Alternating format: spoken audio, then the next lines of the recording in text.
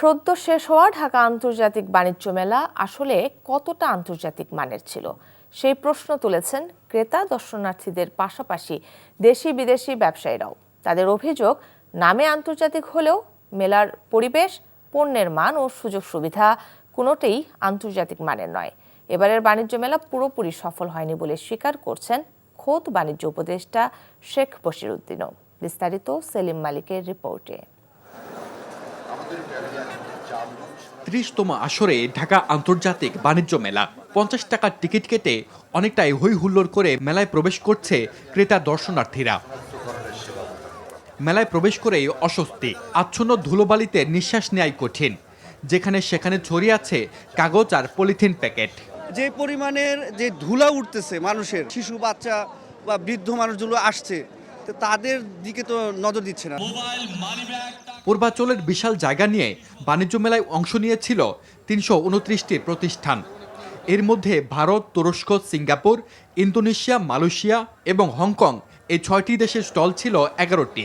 দর্শনার্থীদের অভিযোগ, মেলায় ছিল না কোনো নতুনত্ব।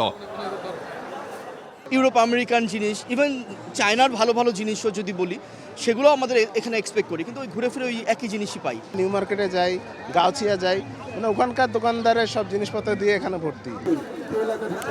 মেলা আন্তর্জাতিক, অথচ ভেতরে অবৈধভাবে প্রবেশ করে অর্ধেকের কম দামে পণ্য বিক্রি করতে দেখা গেছে হকারদের। আমরা 30 লাখ 40 লাখ টাকা দাম মনে করেন যে শোরুম নিচ্ছে, আমরা তো মনে করেন যে ফুটে বসে 1000 টাকা 2000 টাকা দিয়া শোরুমে এটা নিতে গেলে 500, 550, 800 এমন হইতে পারে।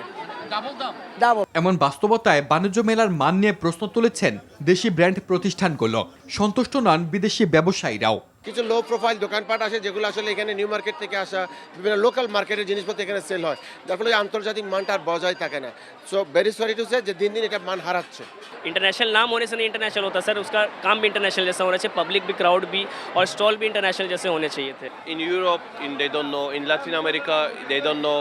South America, North America, they don't know anything about this fair. If they increase for making the publication and advertisement. বাণিজ্য মেলা পুরোপুরি সফল হয়নি বলে স্বীকার করেছেন বাণিজ্য উপদেষ্টাও। বলছেন আগামী দিনে সুবিধা আরও বাড়ানো হবে।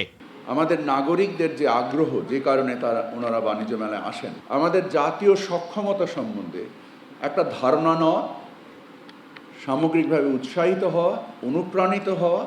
আমরা সেটা কতটুকু করতে পেরেছি, সম্ভবত পারিনি। আমরা সেখানে যেতে চাই। ঢাকা আন্তর্জাতিক বাণিজ্য মেলা দিন দিন তার উদ্দেশ্য হারাচ্ছে বলে মনে করেন বিশ্লেষকরা।